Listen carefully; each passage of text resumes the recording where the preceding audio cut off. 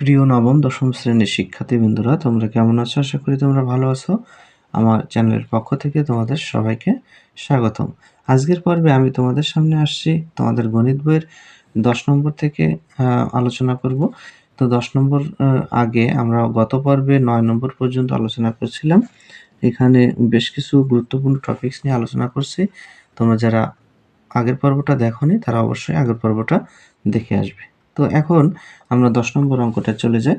এখানে 10 নম্বর অঙ্কে বলছে ক নাম্বার এবং খ নাম্বার দুটি অঙ্ক আছে। ক নাম্বারে বলছে কি 0.31 এবং 0.12 এর মধ্যে দুইটি অম্লদ সংখ্যা নির্ণয় করো।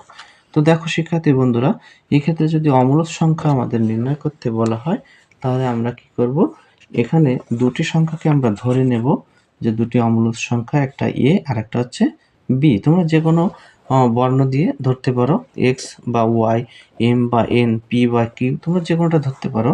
আমি তোমাদের সামনে এটা এ দিয়েই ধরছি, যে ধরি আমরা লিখব 10-এর ক নাম্বারে যে ধরি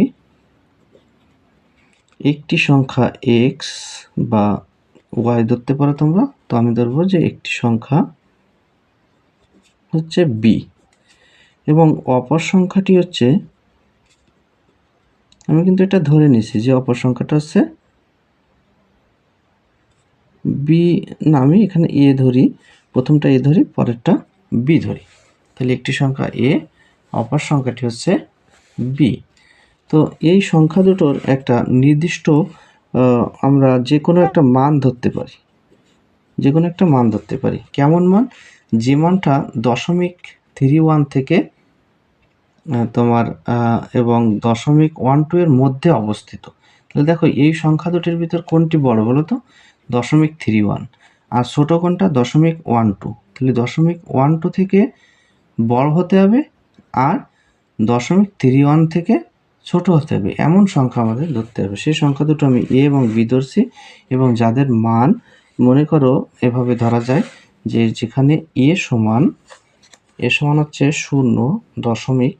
যেহেতু এখানে দেখো 1-2 রয়েছে, তাহলে আমি 1-2 থেকে বড় নিতে হবে, 1-2 থেকে বড় নিতে হবে। 1 2 3 4 5 6 বা এবার ডট ডট দিয়ে তুমি যে কোনো সংখ্যা বসাতে পারো। মনে করো একটা সংখ্যা আছে, এর কিন্তু শেষ নেই। এরপরে দেখো বি আরেকটি সংখ্যা, যে অপর সংখ্যাটা ধরছে সেটা ধরতে হবে কি, যে এই 0.12 থেকে বড় কিন্তু কোনটা থেকে ছোট? 0.31 থেকে ছোট। তো তেমন একটা সংখ্যা আমি ধরলাম, মনে করো 0.1567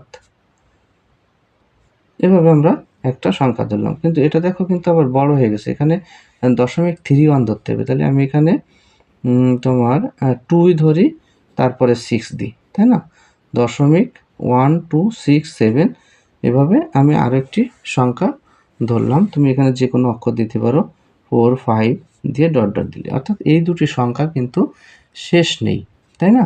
এমন দুটি সংখ্যা তুমি ধরবে, যে কোনো সংখ্যা তুমি দিতে পারো, কিন্তু তোমার সবসময় মনে রাখতে হবে 0.12 থেকে বড় হতে হবে আর 0.31 থেকে ছোট হতে হবে। যেহেতু এই দুটি সংখ্যার মধ্যে দুটি অম্লদ সংখ্যা আমাকে নির্ণয় করতে বলা হয়েছে। তাহলে আমরা দেখো যেহেতু এই দুটো সংখ্যা লিখছি, তাহলে আমরা কি লিখতে পারি, যে স্পষ্টত আমরা বলতে পারি স্পষ্টত এ ও বি বাস্তব সংখ্যা। এ ও বি কিন্তু বাস্তব সংখ্যা এবং উভয় কি হবে? 0.12 অপেক্ষা বড়। আর কোনটা থেকে ছোট? 0.31 থেকে ছোট। 0.12 অপেক্ষা বড় এবং 0.31 থেকে ছোট।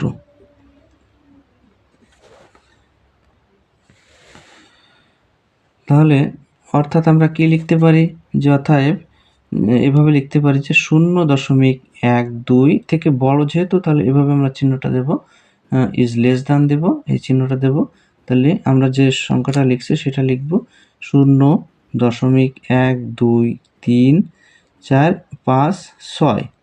আমি কিন্তু ইচ্ছা মতো সংখ্যাটা লিখছি, তাই না? তোমরাও কিন্তু এভাবে লিখতে পারবে, কারণ অসংখ্য এমন অমূলত সংখ্যা আছে। এবং এই 0.12 থেকে আমার বড় এই সংখ্যাটি, আর কোনটা থেকে ছোট হতে হবে? 0.31 থেকে ছোট হতে, এবং এই সংখ্যাটা এখানে লিখব। আর একটা হচ্ছে কি সংখ্যা লিখছি দেখো, এই সংখ্যাটা লিখছি। তাহলে এই সংখ্যাটা কি 0.12 থেকে বড়, তাহলে সেই সংখ্যাটা আমরা লিখব 0.126745 ডট ডট দিলাম, এবং ইজ লেস দ্যান 0.31। জাস্ট আমি যে সংখ্যা দুটো এ এবং বি লিখছি, এখানে এ আর বি, সেই দুটো সংখ্যাকে আমরা মাঝে দিব, এবং দেব যে কি 0.12 থেকে বড় আর 0.31 থেকে ছোট। এভাবে আমরা একটু প্রকাশ করব। এরপর লিখব যে আবার এ ও বি কে ভগ্নাংশ আকারে কিন্তু লেখা যায় না। ভগ্নাংশ আকারে কি লেখা যায়? কারণ দেখো এখানে ডট ডট চিহ্ন দিয়ে আছে, মানে এরপরে আরও সংখ্যা আছে, তার থেকে বোঝা যায় যে এর কোনো শেষ নেই। তাহলে এ ও বি কে ভগ্নাংশ আকারে লেখা যায় না, যেহেতু ভগ্নাংশ আকারে লেখা যায় না, কোনো সংখ্যাকে যদি ভগ্নাংশ আকারে বা পি বাই কিউ আকারে প্রকাশ করা না যায়, তাহলে সেগুলো কি? অবশ্যই অমূলত সংখ্যা। তাহলে অতএব আমরা কি লিখব? এ ও বি অমূলত সংখ্যা। আশা করি শিক্ষার্থী বন্ধুরা তোমরা বুঝতে পারছো। তোমাদের যদি বুঝতে কষ্ট হয়, তোমরা ভিডিওটা টেনে টেনে আবার প্রথম থেকে দেখবে এবং আমার কথাগুলো মনোযোগ দিয়ে শুনবে, আশা করি বুঝতে পারবে। এরপর চলে যাই আমরা দ্বিতীয় খ নাম্বার অঙ্কে। খ নাম্বার অঙ্কে বলছে যে 1/√2 এবং √2 এর মধ্যে একটি মূলদ, দেখো এখানে কিন্তু একটি মূলদ বের করতে বলছে এবং একটি অমূলদ, তাহলে একটি মূলদ বের করতে হবে এবং একটি অমূলদ। তো শিক্ষার্থী বন্ধুরা, এই অঙ্কটা করার ক্ষেত্রে আমরা প্রথমে 1/√2 এর যে মানটা আসবে, 1/√2 আমরা ক্যালকুলেটরে বসাবো। ক্যালকুলেটরে বসালে যে মানটা আসবে সেটাই কিন্তু আমরা আগে প্রথমে বসাবো, অর্থাৎ 10-এর খতে। তাহলে আমরা লিখতে পারি কি 1/√2 সমান কি লিখতে পারি? 1/√2 সমান ক্যালকুলেটরে আমরা যেটা পাচ্ছি সেটা হচ্ছে 0.70710667, এইভাবে কিন্তু ডট ডট আরও আছে। এবং √2 সমান আমরা কি লিখতে পারছি? √2 সমান আছে 1.41422135, এভাবে ডট ডট আরও আছে। তাহলে দেখো এখানে কিন্তু 1/√2 এবং √2 এর মধ্যে একটি মূলদ এবং একটি অমূলদ সংখ্যা নির্ণয় করতে বলছে। প্রথমে আমরা মূলদ সংখ্যাটা নির্ণয় করব।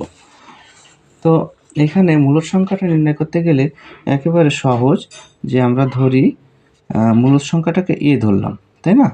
তুমি যে কোনো অক্ষর ধরতে পারো, সেক্ষেত্রে আমি বলবো যে আমি এখানে এ ধরছি, যে এ সমান একটা মূলদ সংখ্যা যেহেতু, তাহলে এটা থেকে বড় হতে হবে, তাই না?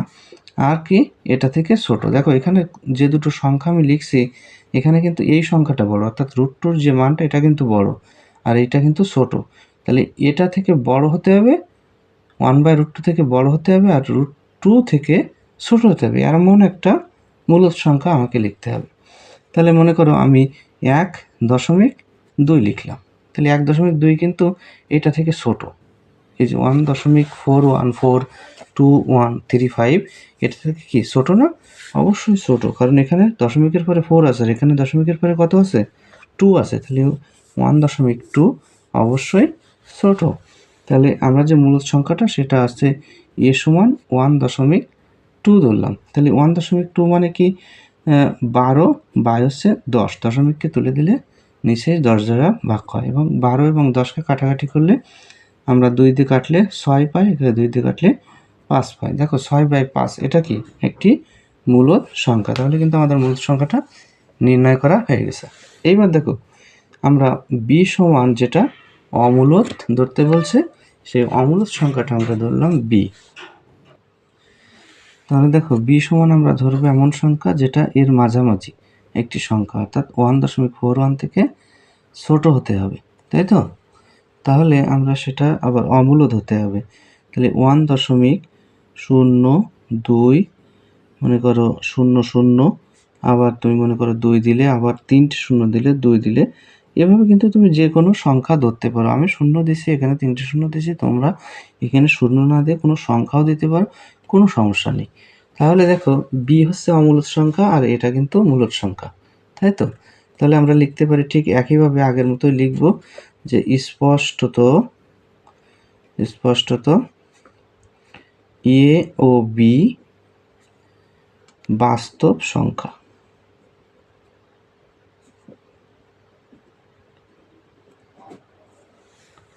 a ও b বাস্তব সংখ্যা এবং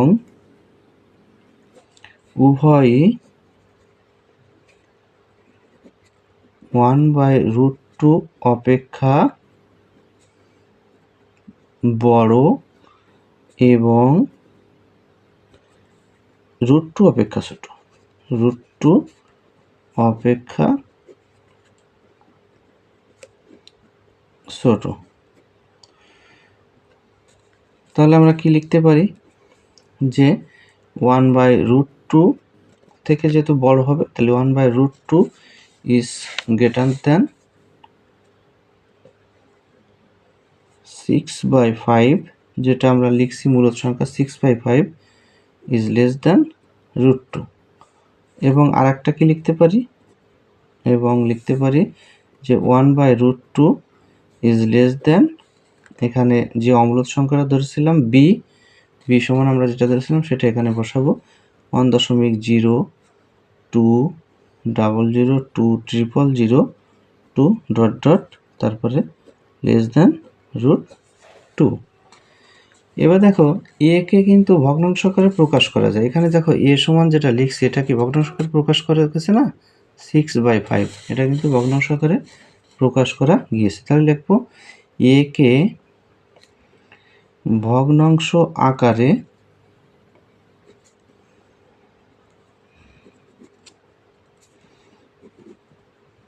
প্রকাশ করা যায়,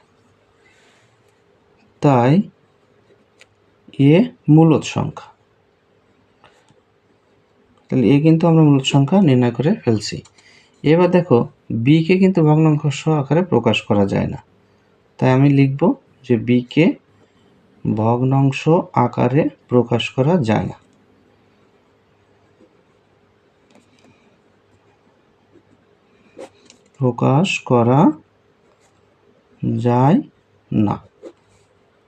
তাহলে বি কে ভগ্নাংশ আকারে প্রকাশ করা যায় না, তাহলে কি লিখবো, অর্থাৎ বি অমূলদ সংখ্যা।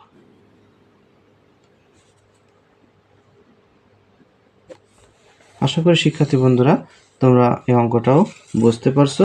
এবার আমরা পরবর্তী টপিকসে চলে যাব। পরবর্তী যে অঙ্কটা আছে 11 নম্বর অঙ্ক। এখানে 11 ক নম্বরে বলছে যে প্রমাণ করো যে কোনো বেজোড় পূর্ণ সংখ্যার বর্গ একটি বিজোড় সংখ্যা। তো চলো শিক্ষার্থী বন্ধুরা এটা আমরা প্রমাণ করে আসি। তো প্রথমে আমরা ধরে নেব যে কোনো একটা বেজোড় পূর্ণ সংখ্যা, তাই তো? তার বর্গ করলে কি হবে, বেজোড় পূর্ণ সংখ্যার বর্গ একটি বিজোড় সংখ্যা হতে হবে, তাই তো? তাহলে আমরা প্রথমে লিখব যে ধরি n সমান 2x - 1 একটি বিজোড় সংখ্যা, এটা কিন্তু আমরা প্রথমে ধরে নিব। তারপর হচ্ছে লিখতে হবে যেখানে x পূর্ণ সংখ্যা, হচ্ছে পূর্ণ সংখ্যা। তাহলে অতএব আমরা লিখতে পারি n সমান 2x - 1। এবার আমরা কি করব, এই পূর্ণ সংখ্যার বর্গ করতে বলছে। এখানে দেখো বর্গ আছে, পূর্ণ সংখ্যার বর্গ। তাহলে এই সংখ্যাটাকে আমরা বর্গ করব। তাহলে n স্কয়ার, এখানে স্কয়ার দেব। তাহলে এটার যদি বর্গ করি তাহলে কি আসে, যে 4x² - 2ab প্লাস হচ্ছে b স্কয়ার। অর্থাৎ a মাইনাস বি হোল স্কোয়ারের সূত্রটা আমরা এখানে বসাইছি। তো দেখো 4x square minus 4x plus 1। তো দেখো এই দুটো পদ থেকে আমরা যদি 4xকে কমন নিই তাহলে আসে এখানে x থাকে, এখানে তোমার -1 থাকে, এখানে +1 থাকে। এখানে একটা বিষয় খেয়াল করার আছে, দেখো এখানে x ইন্টু x মাইনাস 1, এর x যদি জোড় সংখ্যা হয় তাহলে x মাইনাস 1 কিন্তু বেজোড় সংখ্যা, কারণ x যদি জোড় সংখ্যা হয় জোড় থেকে 1 বাদ দিলে কি বেজোড় পাওয়া যায়। তাহলে আমরা লিখব যেহেতু x যে কোনো পূর্ণ সংখ্যা হলে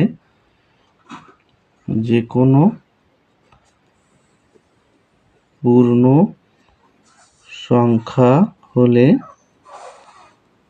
সংখ্যা হলে 4x ইন্টু x মাইনাস 1 একটি জোড় সংখ্যা। তো বিষয়টা একটু আমি তোমাদের বোঝাই দিই। দেখো x ইন্টু x মাইনাস 1 একটা যদি জোড় হয় আর একটা বেজোড়, তাহলে মনে করো একটা হচ্ছে জোড় এবং জোড়টাকে আমি 2 মনে করলাম, এবং আর একটা হচ্ছে বেজোড়। তাহলে জোড় এবং বেজোড়ের গুণফল কত হচ্ছে? জোড় সংখ্যা। আর এখানে দেখো জোড় সংখ্যার সাথে যদি 1 যোগ করা হয়, যেহেতু 4x ইন্টু x মাইনাস 1 একটি জোড় সংখ্যা, তাহলে জোড় সংখ্যার সাথে যদি 1 যোগ করা হয় তাহলে কি হয়, সেটা বেজোড় সংখ্যা। তাহলে আমরা লিখব যে আর কোনো জোড় সংখ্যার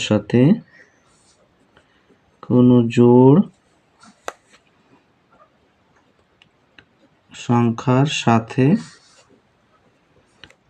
এক যোগ করলে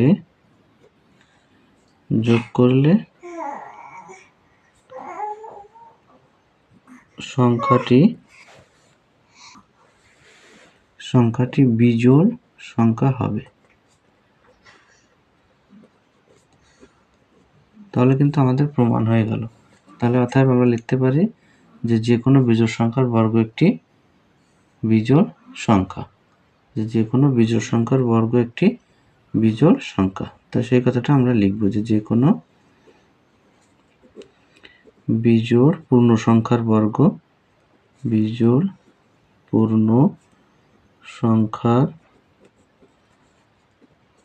বর্গ একটি বিজোড় সংখ্যা। আশা করি শিক্ষার্থী বন্ধুরা তোমরা বুঝতে পারছো। এই কথাটা এইভাবে লিখে কিন্তু বোঝাই দিতে হবে, তাহলে তোমরা পারবে। এরপর দেখো পরবর্তী যে অঙ্কটা বলছে সেটা হচ্ছে খ নম্বর অঙ্ক 11 খ। এখানে বলছে যে প্রমাণ করো যে দুইটি ক্রমিক জোড় সংখ্যার গুণফল 8 দ্বারা বিভাজ্য। তো আমাদের এই অঙ্কটা হচ্ছে এভাবে করতে হবে। শিক্ষার্থী বন্ধুরা একটু খেয়াল করো যে খ নাম্বার যে অঙ্কটা, এখানে দুটি ক্রমিক জোড় সংখ্যা, একটা আমরা 2x ধরবো, একটা 2x প্লাস 2 ধরবো, কারণ একটা জোড় সংখ্যা থেকে পরবর্তী জোড় সংখ্যা আসতে গেলে 2 বেশি হয় অথবা 2 কম হয়। তাহলে আমরা এখানে 2 বেশি ধরবো। তাহলে লিখবো হচ্ছে ধরি প্রথম ক্রমিক জোড় সংখ্যাটি, অথবা দুটি একসাথেও লিখতে পারো, যে ধরি প্রথম ক্রমিক জোড় সংখ্যা সমান 2x। প্রথম ক্রমিক জোড় সংখ্যাটা হচ্ছে 2x এবং দ্বিতীয় ক্রমিক জোড় সংখ্যা হবে 2x প্লাস 2। এখন এই ক্রমিক জোড় সংখ্যা দুটোকে আমরা এখন গুণ করব। তাহলে লিখব গুণফল সমান 2x ইন্টু 2x প্লাস 2। তো গুণ করলে আমরা যেটা পাচ্ছি সেটা হচ্ছে 4x স্কোয়ার প্লাস 8, না 2 দুগুণে 4, অর্থাৎ 4x স্কোয়ার প্লাস 4x। এখন এখান থেকে যদি আমি 4x কমন নিই তাহলে থাকে x প্লাস 1। এখন যে বিষয়টা দেখো, এখানে x এবং x প্লাস 1 এই সংখ্যা দুটির একটি জোড় আর একটি বেজোড়। তাহলে আমরা লিখব x ও x প্লাস 1 এর ভিতর একটি জোড় সংখ্যা এবং অপরটি বেজোড় সংখ্যা। একটি জোড় এবং অপরটি বিজোড়। আর একটা জোড় সংখ্যার সঙ্গে যদি একটা বিজোড় সংখ্যা গুণ করা হয় তাহলে সবসময় কিন্তু সেটা জোড় হয়, তাই না? তাহলে সেই কথাটা আমরা লিখব যে একটি জোড় সংখ্যার সাথে একটি বেজোড় সংখ্যা যদি গুণ করা হয়, একটি বেজোড় সংখ্যা গুণ করলে সংখ্যাটি জোড় হয়। কারণ মনে করো একটা জোড় সংখ্যা 2, তার সঙ্গে একটা বেজোড় সংখ্যা 3 গুণ করলাম, তাহলে 3 আর 2 গুণ করলে কত হচ্ছে 6, 6 কিন্তু জোড় সংখ্যা। আবার যদি মনে করো একটা 3 বেজোড় সংখ্যা আর 10 একটা জোড় সংখ্যা, তাহলে 3 এর সঙ্গে 10 গুণ করলে জোড় এবং বেজোড় গুণ করলে কি হচ্ছে 30 হচ্ছে, তো সেটা কিন্তু জোড় সংখ্যা। তাহলে আমরা বলতে পারি একটি জোড় সংখ্যার সঙ্গে একটি বিজোড় সংখ্যা গুণ করলে গুণফল সর্বদা জোড় সংখ্যা হয়, গুণ করলে সংখ্যাটি জোড় হয় বা গুণফল জোড় সংখ্যা হয়, যা লিখবা হবে, কোনো সমস্যা নেই। এরপরে তাই যেহেতু জোড় সংখ্যা হয় তাহলে x × x + 1 সংখ্যাটি যেহেতু জোড় সংখ্যা, একটা বেজোড় একটা জোড়, তাহলে দুটোর গুণফল কি হচ্ছে জোড় সংখ্যা। যেহেতু x × x + 1 সংখ্যাটি জোড়, আর জোড় সংখ্যা হলে সেটা কি হয় 2 দ্বারা বিভাজ্য হয়, তাহলে x × x + 1 সংখ্যাটি জোড়, তাই এটি 2 বা 2 দ্বারা বিভাজ্য। তাহলে অতএব 4x × x + 1 সংখ্যাটি 4 × 2 বা 8 দ্বারা বিভাজ্য। আশা করি শিক্ষার্থী বন্ধুরা তোমরা এই অঙ্কটাও বুঝতে পারছো। তোমরা যারা বুঝতে পারবে না বা একটু কম বুঝবে তারা ভিডিওটা টেনে টেনে বারবার দেখবে, অবশ্যই তোমরা বুঝতে পারবে। তো শিক্ষার্থী বন্ধুরা এই ছিল আমার আজকের ক্লাস। তো পরবর্তী অনলাইন ক্লাস দেখার আমন্ত্রণ জানিয়ে এবং তোমাদের সুস্বাস্থ্য কামনা করে এখানেই বিদায় নিচ্ছি।